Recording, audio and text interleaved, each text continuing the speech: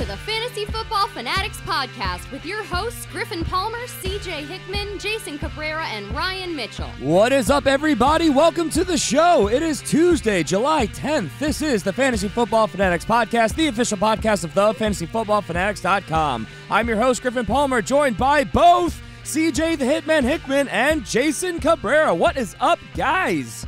Hey, man, what's going on? How y'all doing? I feel like it's been at least a calendar month since the whole gang was together. So this, and what a better topic than what we're talking about today to bring the show together. I love it so much. So I guess, how you guys doing? How was your weekend? How was your trip, CJ?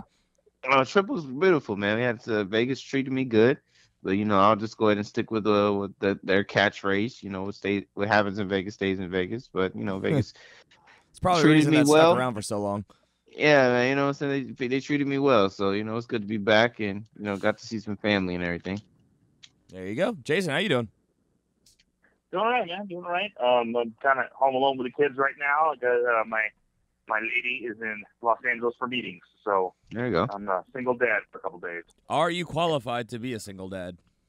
I am indeed qualified to be a single dad. I've done it many times. All right, well, there you go. That was the correct answer. You passed the test. Well done. All right. Good answer, good answer. So with that, I guess let's get right into the show today. And there's no fluff. There's no headlines. There's no warm-up. We're simply getting into what we wanted to talk about today. We've been trying to talk about this for a month. We are getting questions about it all the time. It is our preferred method of playing fantasy football, and that is auction-style leagues, auction drafting in particular. We might jump a little bit into free agent budget because that kind of ties in if we have time at the end, but we're going to spend the entire show talking about auction drafting. Before we get to that, make sure you guys subscribe wherever you're listening. YouTube, obviously, if you're there. Hi. You used to be able to see our faces. If you go back far enough, you can again. One of these days, we'll get a working camera.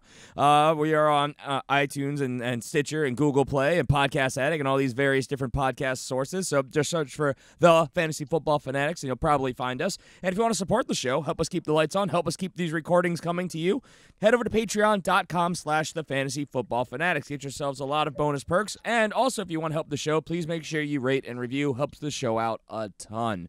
So with that, guys, let's get into it. We are talking today, of course, auction drafting. So I guess let's start right at the top. What is an auction draft? How do auction drafts work? Does anyone want to take the lead here? I have no idea. You have no idea? I don't know. Griffin, explain it to me. How does it work? Tell us, Griffin, how an auction draft works? I will happily educate you guys on auction-style drafting. So, would you please, sir? Such a troll. So with auction drafting, you throw out everything you know about snake drafting, rounds, ADP. All these factors do not matter. The way an auction draft works, as opposed to how you have your randomized order, or maybe you pick your order, wherever that may be. If you have the number one pick, that does not mean you get the first player and that is on your team. No, good sir. Or madame, if you're listening. What you do is you then are the first person on the clock, and you have a countdown timer, depending on your league settings, to nominate a player. When you nominate a player, you put in a $1 bid. You can throw in more to start off, but to just simply nominate as a $1 bid, you have a set budget. For our league of record, it's what, 500? On standard, it's 200. So we'll talk 200 as a reference point throughout the show.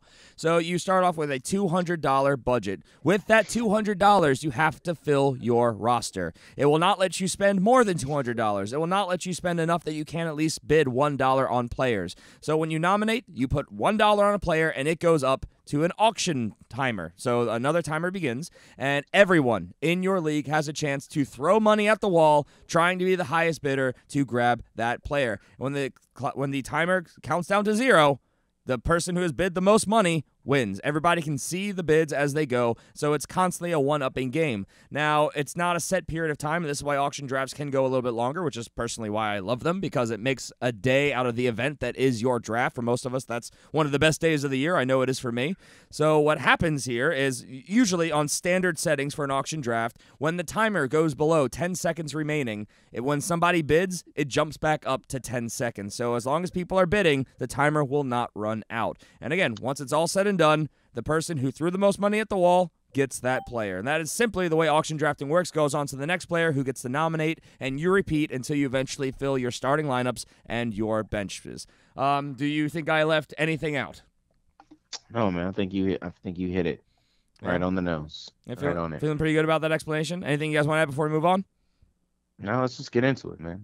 Let's get to it. All right. Well, so I guess a follow-up thing that we hear about, which I did just mention, how much money do you have? That is situational to your league. It changes widely depending on settings, but standard, I know NFL, ESPN, I think Yahoo, CBS, I think they're all $200 budgets, so that's what you will go off of. And so you'll hear us talk a lot less about ADP, which is your average draft position, and we'll start talking about average auction value, your AAV. So two different things to think about. They don't coincide. And the cool thing about draft strategies here is that you don't have to nominate the number one overall pick with the first pick. You can nominate any player you want. You can nominate players you don't want and hope that other people bid on them and they fill up roster spots and they spend money. There's a lot of tactics here, but that's the money. Now, a common question is that what is the normal time frame of a draft? From my experience doing a typical auction draft, the average duration is about 3.5 hours as opposed to the normal hour if everyone knows what they're doing for a snake draft. Is that more or less the same for you guys? Yeah. About that. Unless you're crazy like we are and you're in our massively expanded league and it's an 8.5, 9-hour draft, which is so much fun. Which is the only way to play. It's the only way to play. Come on. I mean, come on. Let's drink Safeway milk and let's grow up. You know what I'm saying? Let's grow up. What? Grow up and drink your milk. Why the Safeway? Safeway milk? Oh, because MSG's in it. Okay. All right. Wow. Now, of course, a very common thing that is simply there's a lot of questions surrounding this. And what are some of the things that you take into account when you guys go into auction drafts that you may not consider in a normal snake draft? What can you bring from a snake draft into your auction draft? What do you guys' go-to thought process here? Well, I mean, for me, of course, the obvious is that you don't have to wait like a regular snake draft. You can be able to bid and be able to watch.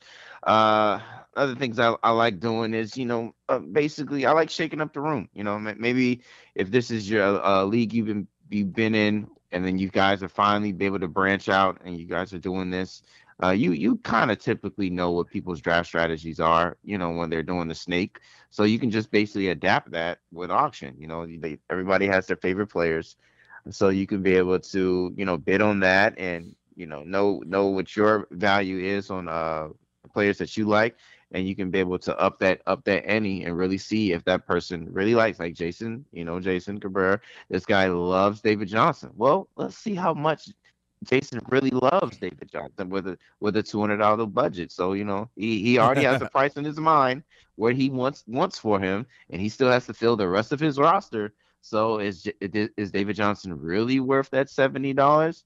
Or, can we push it to 80? Can we push it to 85? Can we push it to 90? So, stuff like that you can be able to do differently in an auction draft versus in snake, where, Jason just picks him, he's on his team and he's got him. That's basically it. There's no strategy with that. You think that there's an element of sabotage and sniping in your snake drafts? Just wait.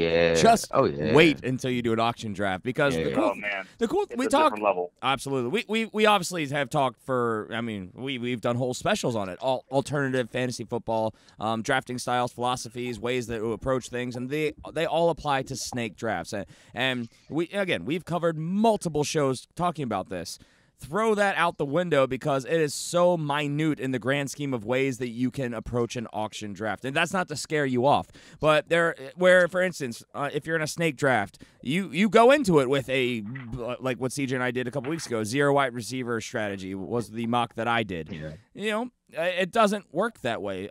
You can go in with a set strategy, and whether that be simple, common ones like, I'm going to spend high on starters and then get a bunch of late-round guys for my bench. You'll see people who do mid-round values the whole way. You see people who just spend their entire, the vast majority of their money on maybe 2 superstar players, and they look for values throughout the rest of the draft. You see all these basic strategies, but then the element that you don't take into account there is that you have, if you're in a standard league, 11 other people who are doing random strategies as well, and you have to be able to adjust on the fly to those strategies, because just because you have a set value you're willing to spend on a player doesn't mean that they're not going to exceed that value. Doesn't mean that maybe one of those players goes for under the value that you're ready to pay, and then all of a sudden you have a surplus of money. There is so much acting and reacting on the fly, and the cool thing being that you can go get your guy. Just because you don't have the number one over pick in Jason's case, that you can still get a David Johnson if you're willing to pay the money. So once that player is nominated, if you have the funds, you are the highest bidder, you go get them. But you have to take all this into account, and you'll get people who will, and this is not an advanced strategy, but it's one you see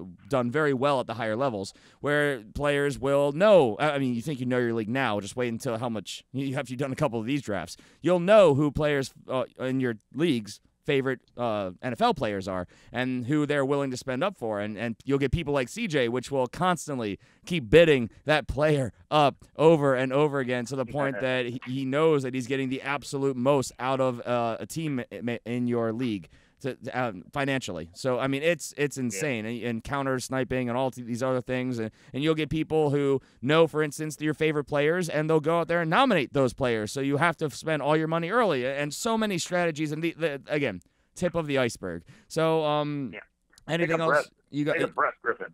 Oh, yes. The question was, what other things do you need to take into account with an auction draft?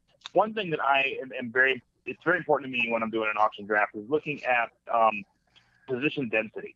You look at positions and you say, okay, do I like more running backs than I like wide receivers?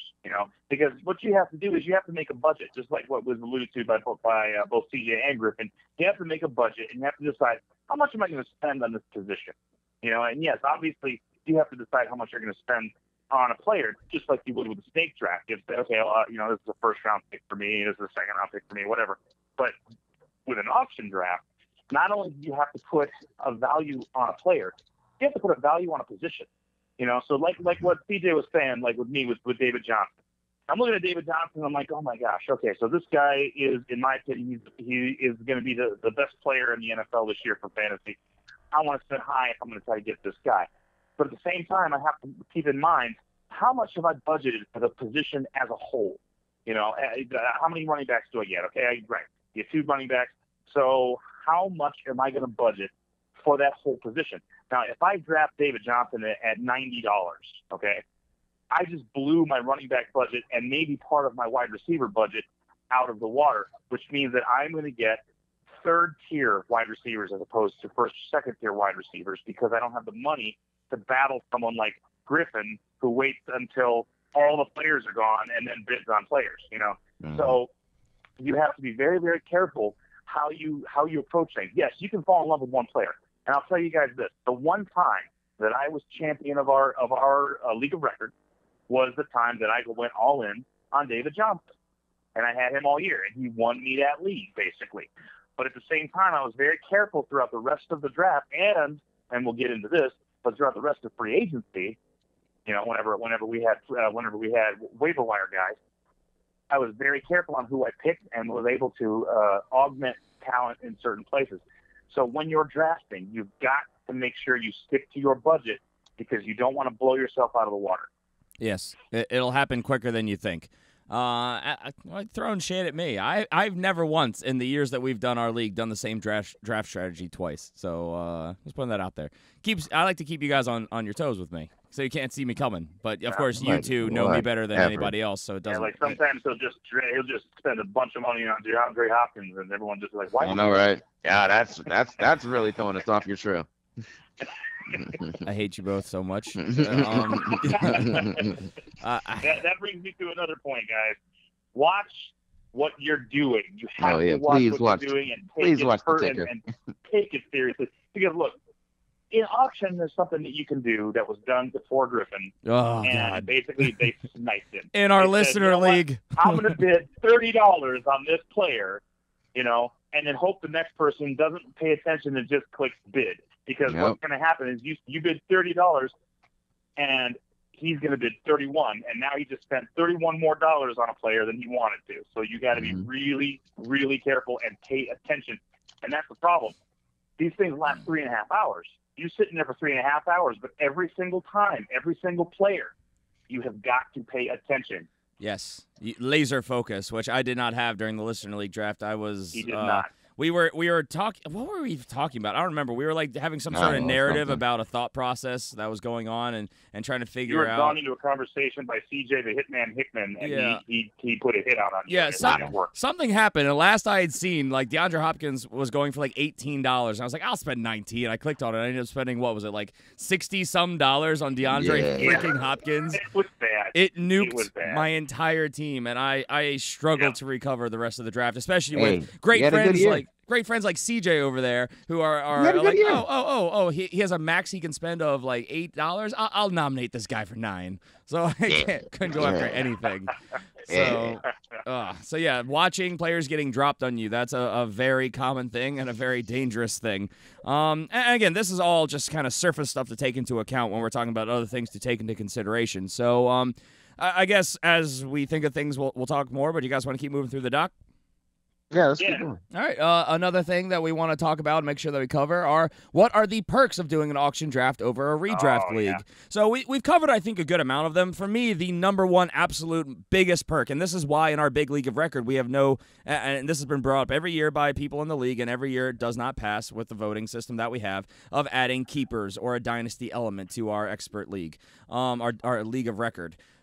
It's the coolest thing because, again, no matter where you are drafting in the priority in your league, if you have a player that you want, you can go and get that player. Right. That's the beauty of it. For me, that is by far and away the best part of auction drafting. If you want a player and you're willing to spend the money, you can have that player on your team. That for me is the best thing over redraft. You're not out of any player once the draft starts. They're all available to you. What about you guys? What are your thoughts? Yep.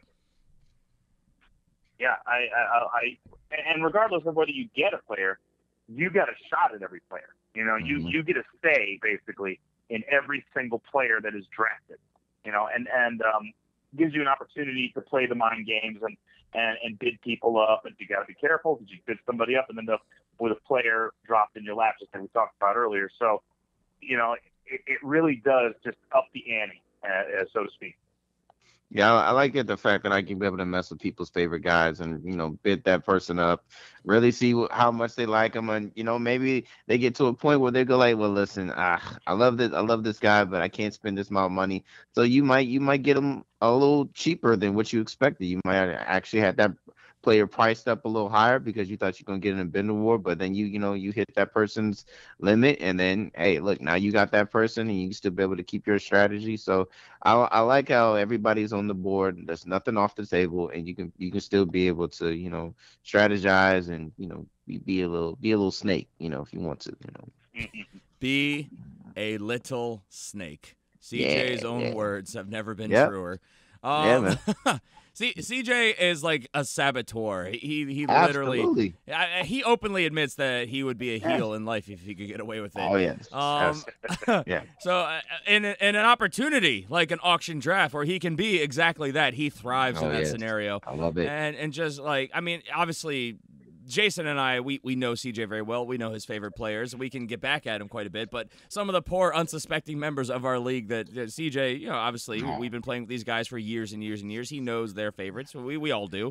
We know their tendencies. So the number of times I've seen CJ just drop players for obscene amounts of money on other people because they weren't paying attention or they don't know the real value because, of course, there are average auction values, like I said. You can research in mock drafts of auction leagues what players are going for, but at the end of the day, it's what you want to spend. But because we do this full time, we know what the average value should be and what is a recommended value, what's overspending. Because at the end of the day, the higher tier players, the players that, and this is the way it kind of translates, first round players in a redraft league are obviously going to go for more money than a 10th round player. That's priority. There's a reason they're going that high. People want them. But I mean, if you get somebody who's passionate about a player, and you have people like CJ who knows who people are passionate about, and you seem to pride yourself on that one element more than anything, he'll nominate them and keep bidding them up time after time after time, and then you basically get those players out of the draft for the rest of us because they have no money. So once the amount of money that you have to bid exceeds what you're able to bid,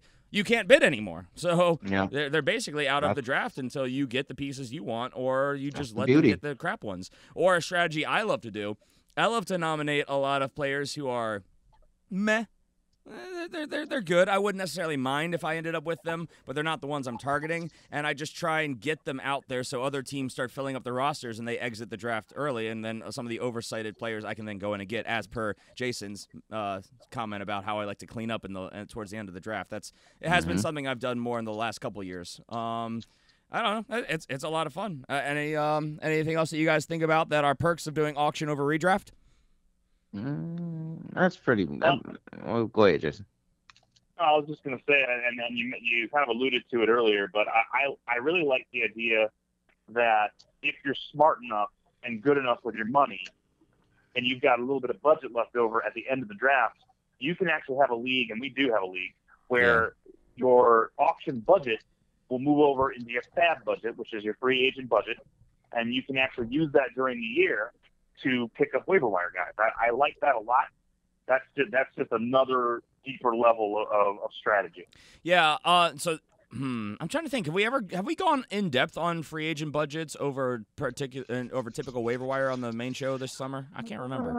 No, Not we did this it on summer, the no. Patreon, but not on the main show. Okay. Well, we'll talk about that a little bit when we have time. But essentially, kind of the same thing. You have a budget. You go get players from free agency week to week with that instead of waiver priority, and that's just so much more fun. And as Jason mentioned, in our League of Record, that's what we do. If you are smart with your money and you have money left over after the draft is over, that money goes into your free agent budget, so you have more money to play with throughout the duration of the year, which encourages people to not just completely lose their mind spending money on things. So it keeps prices in check, and people don't want players dropped on them because they want that money during the season, which that's kind of taking your auction league to the next level, but that's something we highly recommend. So I guess with that, let's move into some very commonly asked questions. We get questions every year, and these are some of the, obviously they're worded differently, but this is the essence of some of those very common questions. One that we normally get is, when preparing for an auction draft, how do you go about setting the cash values for those players? Now, do either of you guys want to start? Yeah. Okay. Go ahead, Jason. I'm sorry. I had something written down, so I just figured I'd go ahead and start. No, go for it. All right. So basically, you do the same thing in snake drafts that you in auction drafts to begin the whole thing, which is you start with your big board. You're going to take your board and you say, okay, these are the players who are the best players, and this is what I want, and this is the order everything's in. But that's just the very beginning of this process. From there, I usually adapt my board to place values on positions, as I already mentioned earlier, and the talent available within those positions. So, for example, it's one of the reasons that I value tight ends a bit more than like, say, Griffin does, because the talent pool for tight ends is much less than the talent pool, say, for wide receivers. There are more good wide receivers out there than there are good tight ends as far as how many points they can score you in any given game. So I'll do something similar to that when setting my cash values for these players. And also, players that I really, really want, I will definitely bump them higher as far as how much I want to spend on them. But that means that I have to figure out what players I'm going to target to keep within my positional budget. All right. CJ, your thoughts? My thoughts are basically, with me personally, I like to go out on the scene and basically see where a lot of people are marking them as far as value and what their average price is going. And I'll look at that, and I'll depending on what the type of talent that I'm looking at as far as wide receiver, running backs, tight ends, or quarterbacks. I'll price them depending on the person. I'll price them maybe $10 to $20 more. Or later on the rounds, I might price them a little lower, but I have that set for each guy, like in my top 5, top 10 guys at that position. So I like to do that. And then just like Jason says, you can do all the prep you want when it comes to stuff like this, but the day of the draft, it could be something totally different. I mean, there's always wild card. It's always that wild card that happens, and it just throws a whole wrench in the whole thing. Yep. And you basically just have to adjust on the fly. But it's never a wrong thing to go in there with a with the strategy. I'm saying, where the money you think you is, because hey, you might. I remember, I think it was a couple years ago, the year Matt Ryan won the MVP. I think Jason got him. It was either Jason or Griffin. One of them two got him, and they only ended up paying $2 for that man. $2, and $2 for that man, and that man had one hell of a season. So I mean, like I said, you can get to those positions, get those guys, those bargain bins towards the end of the draft, and that ended up being the steal of the draft. So that's basically what I had to add to that. Well, so what's the expression, Jason? The best laid plans don't survive first contact with the enemy. That is exactly right. Yeah, that's the way auction drafts work. You can go in with your plan completely laid out, and it takes one wild card to throw the whole thing off, which is why you have to be able to react on the fly. Go ahead. Absolutely, and this brings me to. Do we want to talk a little bit more about cash values, or are we moving to strategies? I haven't even talked about how I sign values yet, so we're still here very much. So go ahead. All right, I'll save this for later. Go ahead. Okay.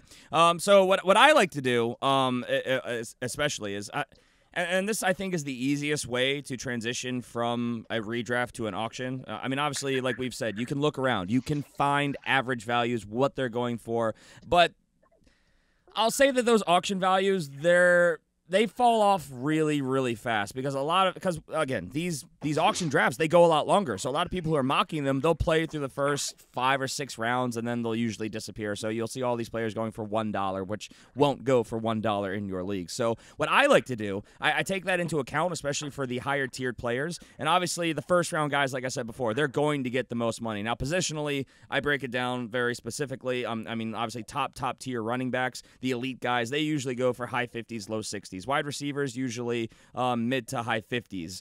Tight ends, quarterbacks, ranges depending on your draft style. But what I essentially do is I put a lot, and I mean a lot of work into my rankings. And then you can simply work your way down that list, assigning values, starting at your most elite guys. And I, again, do tier brackets, so I usually will throw them into a rough price range and just keep working my way down. Okay, this is the next step down. This is the range I'll spend for these guys. Or you can assign it individually, and you just kind of work your way down that way so you know how much you value these players based on their priority in your rankings. That's, for me, the easiest way to get into it before you actually break down the math and how you want to assign it financially on a player-by-player level. But I just use the rankings. It's the easiest way to transition. That would be my recommendation, at least. You guys agree with that? Right. Works for you. Yeah, there you go. So I guess let's go ahead and move on because I think we've hit that one pretty good. Let's go to another question we get very commonly, which is how do you adapt your draft strategies from snake drafting into auction drafting? Now, we have touched on this a little bit, but Jason, did you have something you wanted to say here? Most basic thing I could say, flip your board upside down. Do not start off by taking your highest guys and putting them in that first round. Agreed. Because, look, especially when you've got younger, newer auction drafters who don't draft that much, who have not done this very often, the first round they're going to flip out and they're going to start spending all their money. They're going to throw all their money out in the first 2 rounds. And you're going to be like, oh, my God, why are they spending $30 on, whoever? So flip your board upside down. Don't nominate players that you really want in the first round and pray that they fall through until the middle round. So then people will start finally getting that sticker shock and saying, okay, I'm spending too much money now. Right. And then you can actually get a decent shot at those guys. So that's my number one thing. Flip that board upside down. Absolutely. And just because a player, we've kind of mentioned this before, but it is one of those points I have to drive home. Just because a player is going number 1 overall in a redraft league does not mean he needs to be nominated number 1 in an auction draft. Don't do it because they're going to go for stupid money anyway. Why don't you wait down the line a little bit when people have spent a little bit more money? They've been a little bit more, they may be at that point more leery on spending big lump sums of money, and you might be able to get these guys at a steal. So that's again getting more into the intermediate to advanced level of auction drafting, but who you nominate matters. The order in which you nominate them matters. So just, again, because it's an early round, don't nominate a guy who would normally go in the early rounds in a redraft league. That is by far and away the biggest thing I recommend to people. CJ, what are your thoughts? I'm about to say I second everything you guys were saying. That's such a noob thing that happens so much in auction. Just like what Jason was saying, they just see all the money that they have. They take that $200 budget and blow a good 90% of it in the first 2 picks. That's Yep. ridiculous. You know what I mean? But I mean, it's ridiculous. But yet again, it works out for you because guess what?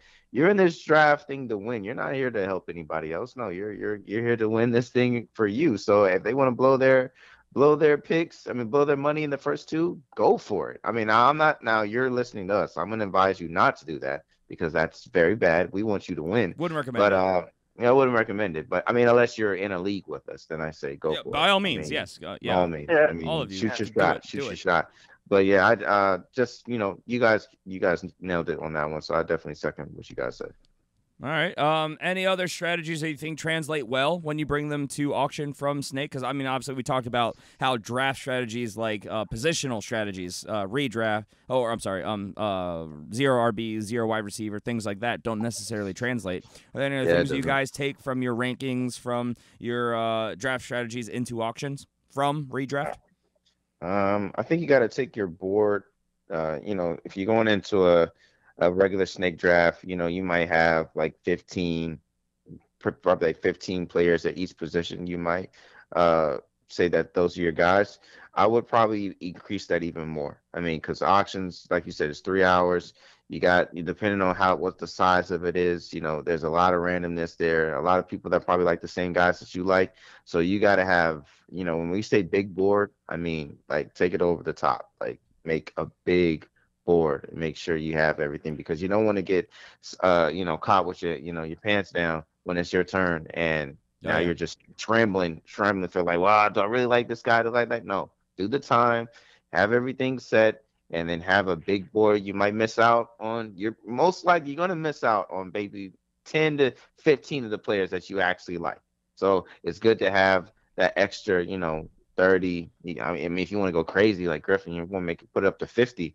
I'll tell you to do that. At least you have a good library of the guys that you like, and you'll be able to do that. Just because there's 32 teams doesn't mean you can't rank 40 to 50 quarterbacks, CJ. Jeez. You are right. You are right. That's a lot of time. That is a lot of time. It is a lot of time. But yeah, go for it. But it serves me well throughout the year. But yeah, no, I get your point. Yeah, I think the point we're commonly driving home here more than anything is you guys have to make sure you've done your homework. I mean, you can wing a redraft league if you're knowledgeable enough. It doesn't really translate to an auction draft. And if you have people that are winging it, they're going to mess up, guaranteed. Mm-hmm. We have, again, we keep making this point. We have very experienced fantasy players in our league of record, one of which used to be a host of this show. Hey, and yet if they're not on it, he's a prime example. It doesn't always work out for you. So this isn't to scare you guys off, but it's simply saying that if you guys are if you're going to commit to an auction draft, make sure you're prepared. That's all it is. Jason, anything you want to add before we move on? No, I think you guys pretty much covered snake to auction. I like it. All right. The next question that we commonly get is along the lines of, what is the max that you should spend on a first-round pick or first-round talent in a league where you're doing auction drafting? So that's translating, again, a redraft value to an auction value. Now, I already talked about what my valuation is, how I price out my top elite at the running back, wide receiver.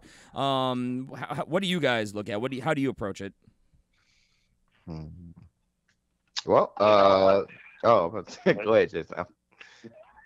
Go for it. I was waiting on you, and I thought you didn't. Fine. All right. Well, I mean that really depends.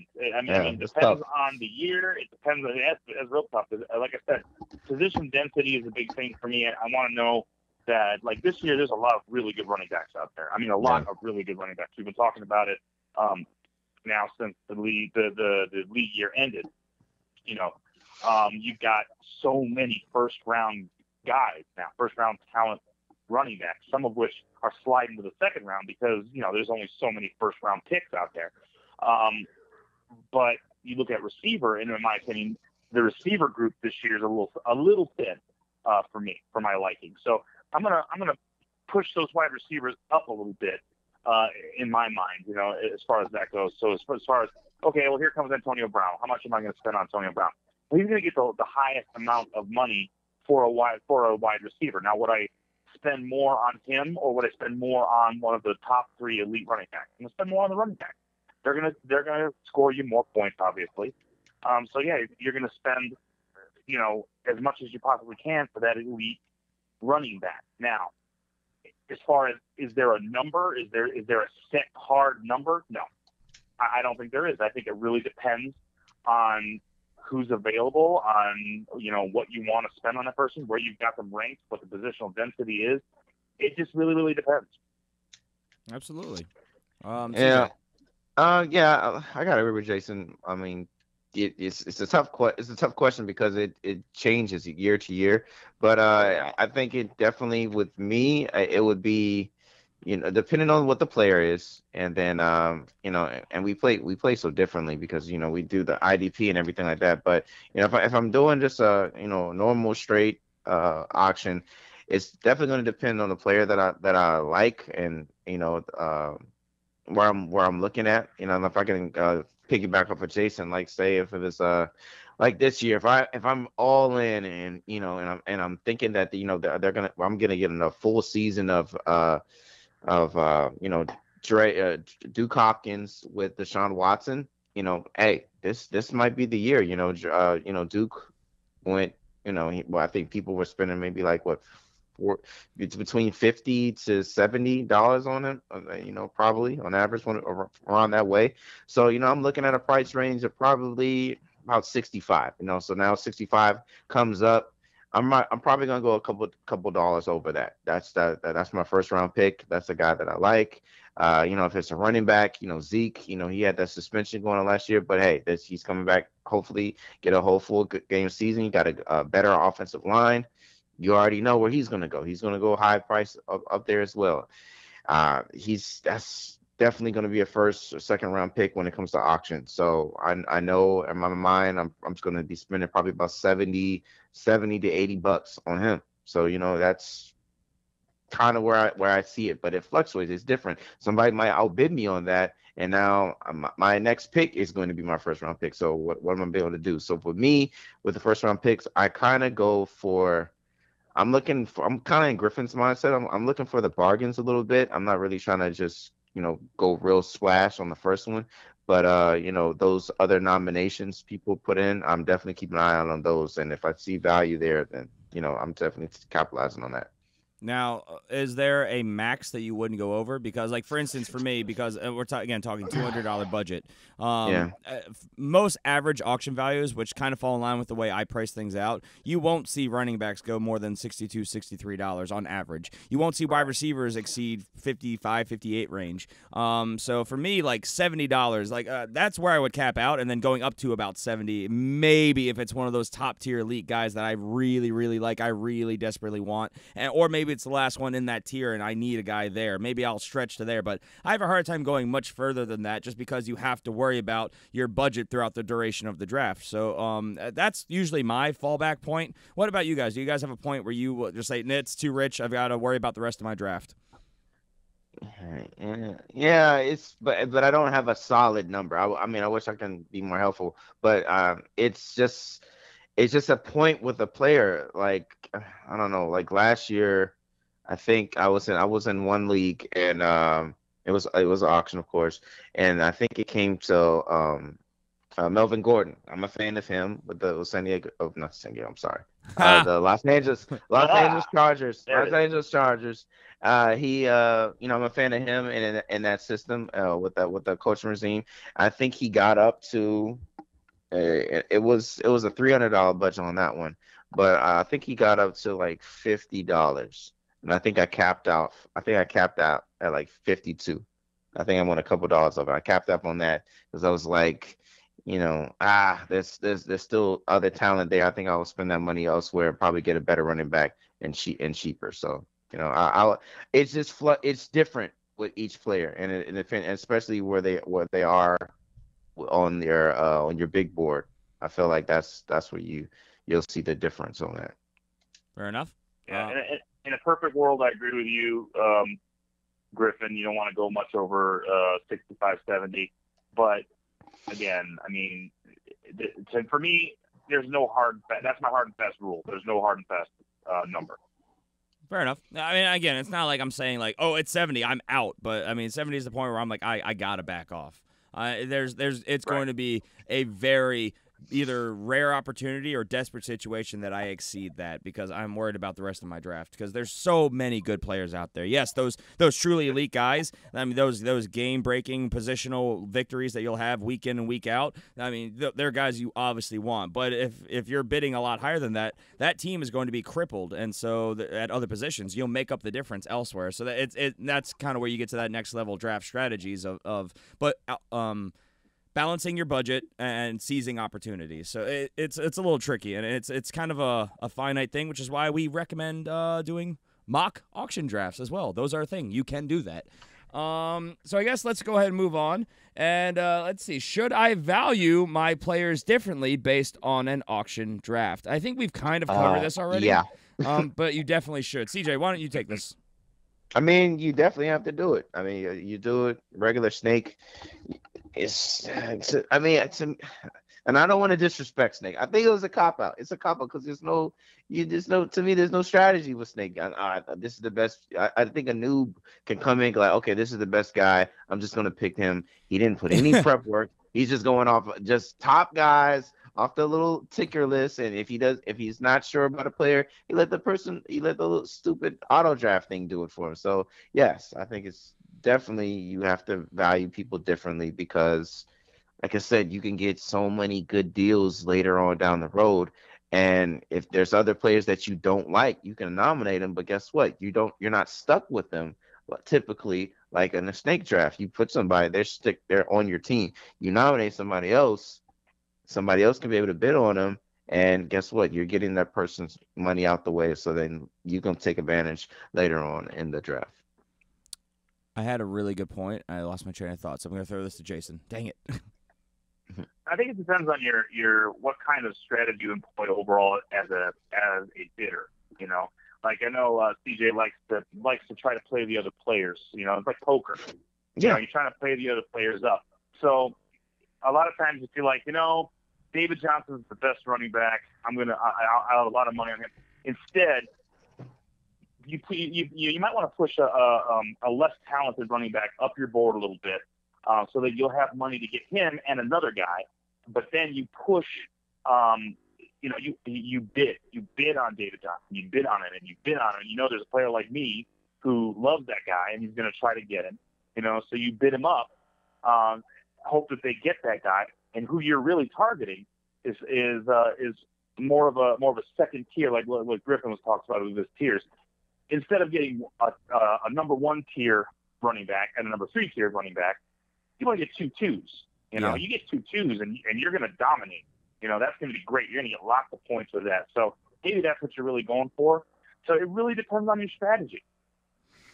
Yeah, and again, that's where it's getting to that next level thought philosophy, which we can get into, but I don't want to overload people too much today. We're going to talk about this again on Friday when we do. I think are you guys both going to be here on Friday? You think? Well, yeah, that's my normal day. I'm being here. I'm just good. Showing my face. Yeah, because we're definitely trying to do our mock draft, and we'll talk about more stuff then. But okay. It's. Yes, you should value them differently because it's not so linear. It's not so easy. That's the point I was going to make. Were you saying snake drafts are kind of a cop-out, CJ? Yeah. They're standard. I wouldn't say they're a cop-out, but at the same time, I completely agree. If you can not show up to the draft, auto-draft, and still have a very competitive team, that's pretty easy. Yeah. That will, I guarantee you, not happen in an auction draft. If you have people who don't show up to the draft and they auto-draft, auction's even more fun because the computer, because it bases on average auction values, and a lot of these players go for like $1 to $2 because people jump out of these mock drafts early. They're going to spend either really big early on a couple players and then have nothing, or they're not going to get any players. So you already have your team done, and they're going to be left with scraps. So, it's definitely an incentive to show up, and you have to value them. You have to know what you're willing to spend, and it's something, again, we've said this many times, and it's a very common theme. You have to do your homework, because if you go into it blind, you're going to be the one that gets played by somebody like CJ, who he really does play the player more than he does the draft. So I feel like this is a bashing episode of me. I'm using brains, I'm using cunningness, and then I feel like I'm getting I'm getting blackballed No, over no, here. no, Like, no. you know, If you embrace the dark side, I feel like everyone should. no, no. CJ the Hitman Hickman. You have to in auction. You can't be playing nice. That's a good pick, buddy. No, screw you. It's This is my team. Oh, man, this is my team. I want you broke. I want your team to be last place. Exactly. Now, I'll say this. CJ is overtly evil, whereas Griffin is evil and pretends not to be. So that's what you got to look out for. Auction drafts are cutthroat. But no, Yes, it's not that I'm trying to throw anyone under the table or anything. It's a cautionary tale because you'll get players like CJ who very openly will admit to it, or other players who are a little bit more on the sly about it. But yeah, they more like Griffin, who will nominate people that are injured. I do. Okay, that's fair. I have been known to nominate players that are injured or suspended, and just because not everyone is up on everything, not everyone is following as closely as we are, or you, the listener. Which I mean, again, if you're here, you've already taken a step well beyond many members of your league. So that's just the thing. If they're not doing their homework, why is that my problem? If they want to go out there and spend money on it, that's not on me. That's on them. And you know what? CJ Jr. No. And if they end up spending only $1 or $2, they're going to feel really, really good about that until the factor happens that, oh, wait, that players I won't have. Oh, wait, I didn't spend a lot of money, which I guess is good, but now I have a roster spot taken up, and that's one less player I can walk away from during this draft, and that gets them out of it. It's a more advanced draft strategy that I employ. So, again, do your homework. You better come prepared, son. That's what I'm talking about, man. I guess let's move on to the next commonly asked question. What are some of the most common strategies for beginners doing their first auction draft? So we have covered a lot of these. I guess we'll simply say, is there one that you guys kind of would recommend if somebody wasn't listening to the show and they just asked you this in a straight up question? Be patient. Be patient. Be patient. I think that's one of the most important things. I agree. For someone who's drafting for the first time, because as we've already alluded to a couple times, when you draft in a snake draft, you don't be patient. You jump on the guy you want. I want this guy. Boom, got him. First round. That's mine. But in an auction draft, you must be patient. You cannot rush. You can't nominate somebody, and you'll be staring at their name, man. I've done this myself. You'll stare at that name, and you're like, oh, God, I want that. I want that guy. But be patient. Wait. You basically took my point right from me. I was going to say patience is a virtue because there's a long draft, and the players will come to you. There's a lot more. I'll take it even. Go ahead. I was going to say, I'll take it a step further. I'll say patience makes champions. They do. Yeah, there you go. You'll find commonly these teams that go out there and they spend all their money on like one or two players. They're not very competitive when it's all said and done. So it's very much patience and team building. And we've covered this for months now. The positions in this draft coming up, I mean, obviously training camp hasn't happened yet, but as of this point, there's only a handful of suspensions. There's only a couple injuries. Right now, the positions are very, very deep. There are so many, and we talked about this in late round sleepers a week or two ago. There are so many players that are going in super late rounds and undrafted that are players that I would happily have on my fantasy team. It's insane. So don't lose your mind spending massive chunks of money on players that you can replace that value for a third of the price. I mean, what's the common thing I always say that which pisses me off sometimes with Ozzie Newsome with the Ravens? He'll happily take 80% of the production for 20% of the value. That's true in auction drafts because that money is money you need. And then if you continue that forward into your fab budget, even more important. So yeah, patience is everything. The players will come. You'll find good deals. Don't overspend. That's my main point. Don't overspend. Stick to your boards, know your budget, know your limits, and don't get caught or end up getting players dropped on you for amounts you did not want to spend on them in the first place. That is essential. Pay attention to what you are doing. It is a long draft, but if you do it right, it is so much fun. But it's very easy to drop the ball and do it wrong. So just be careful is all I'm saying. CJ, what about you? New person fresh off. I would say, I know it's, well, I'm going to speak to those that, that got their leaguers to finally embrace this, and you've been around them a little while, man. I say be cunning.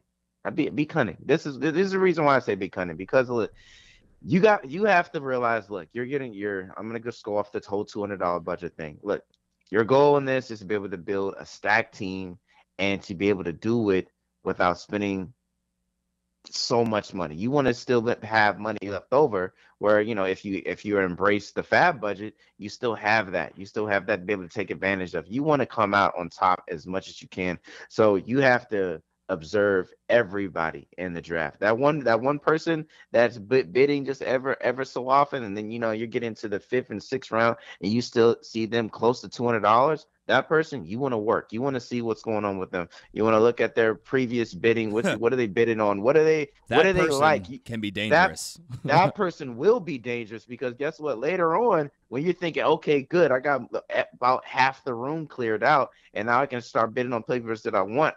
Guess what? You got this. I was about to call him something else. You got this guy. You got this guy still here with all of his money. No, we don't want that. We want to get that guy down. You want to be the guy with the most money towards the end of the draft. 8th and 9th round, a little later than that. Between 8th and the 10th round, you want to be the guy with the most money. So guess what? You got to be cunning. You got to know what's going on. You got to nominate those big names. Just like Jason and Griffin was saying about, don't push on the big names. Guess what? Have your guys that you want, but those big names that that everybody wants, those are guys that you want to push, and you want to push them hard. Keep doing it. That's why I say have a big board so you can still be able to get your guys and not sacrifice your team that you want, because nobody wants to be a play with a team that you're not going to enjoy for the rest of the season. No, get the team that you want. But at the end of the day, you want to get the other guys in your league broke. That is your goal. That is your goal with auctions. Break the those player. Suckers broke. Break the bank. Put them jokers on food stamps. Get them down. You know what I'm saying? That's what you want to do. Again, CJ playing the player more than the draft. I love it. Hey, that's it. That's right. One more. I got one that. Go ahead. I'm sorry. No, by all means. No, I was gonna say I got one that a lot of people learn the hard way. If you have zero interest in a player, like zero interest, you're like I would never draft that player. Do not bid on them, because just like we said, other players in your league, most of the time they know you, and they know that if you nominate a player, and I look at that and I go, what? Huh, that's interesting. Why in the world did he nominate that guy? I'm not touching it. And you could end up, and this has happened, I think this has happened to all three of us at any given time.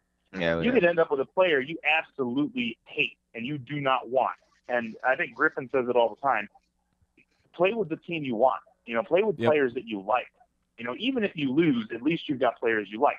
If you don't like a player and you would never draft them, do not bid on them, because that's going to be the one time nobody touches it and you end up with that player. There's nothing worse in fantasy football than losing with a team that you hate. It is depressing, demoralizing, infuriating. And, you'll get players like myself who will generally nominate players that they don't want, trying to get players out there to a strategy I said before where I'm just trying to get people to fill up their rosters and get them out of the draft. Right. But just be careful.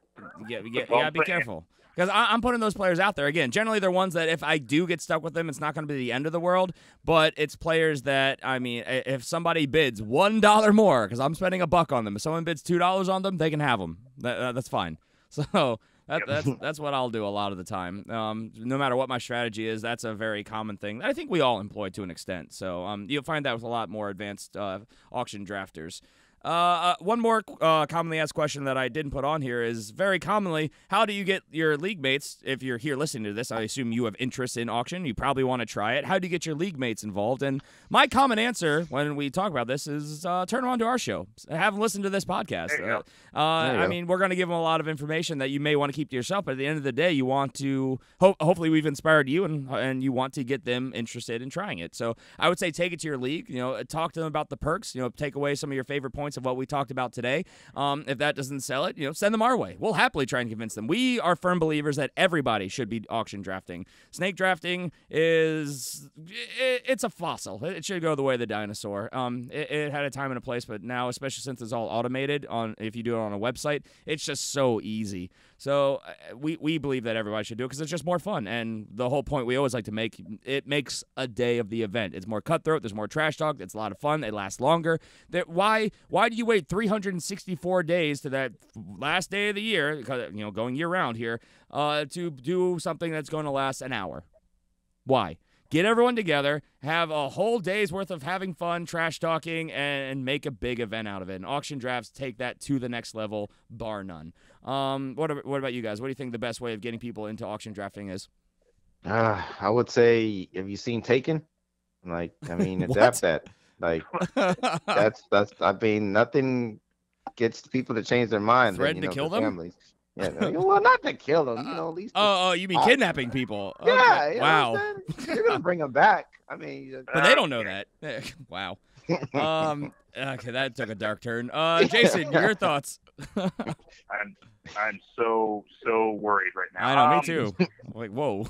No, like you pretty much covered it. I mean, it's really about finding out how serious your league is and how big into it they are. And if you're in a league where everybody thinks they're the best, they're the best player. I'm the best player in my league. I'm the best player in my league. If they all believe that and they're serious about their league, this is a challenge. This is a new challenge, especially if you've been doing this for years already. You snake draft for like 10 years. Give it tell them, hey, you know what? Let's take this to the next level, because that's really what you're doing. And we just got done talking about it for about an hour. Auction drafts are the next level. Yes. They're hard. They're not for the casual player. They're not for the player that shows up, that only knows one team, that only knows the names of the starters on his team, maybe all that. This is for people that sit down and do the work. That is so much fun.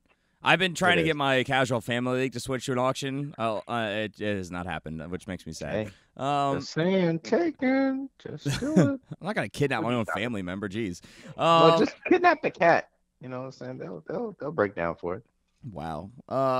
Look into the inner workings of CJ the Hitman Hickman there. Hey.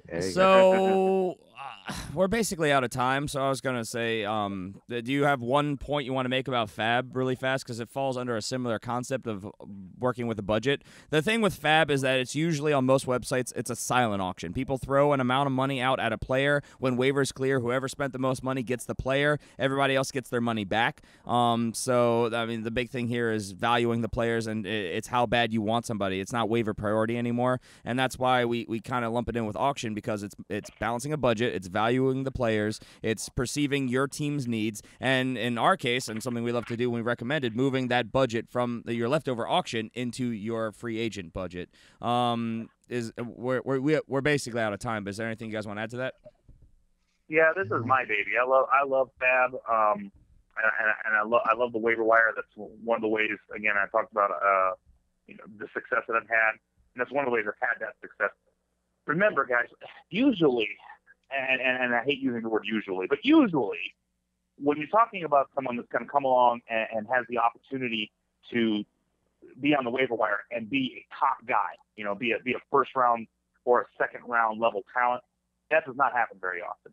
If that happens, you need to spend. You need to spend, especially if you need somebody. If you go out and you get David Johnson and then a scrub, and David Johnson gets injured, and there's someone coming up and that they're going to be the lead back, even if you don't think they're going to get a lot of points, but they're going to be the lead. That doesn't happen very often. And Griffin will talk ad nauseum about how hard it is to get a good running back who is the guy. Yep. If you know that's going to happen, you spend your money and you get that guy. I agree. I guess with that, we'll talk about Fab more in the future. Just make sure you guys hit that subscribe button.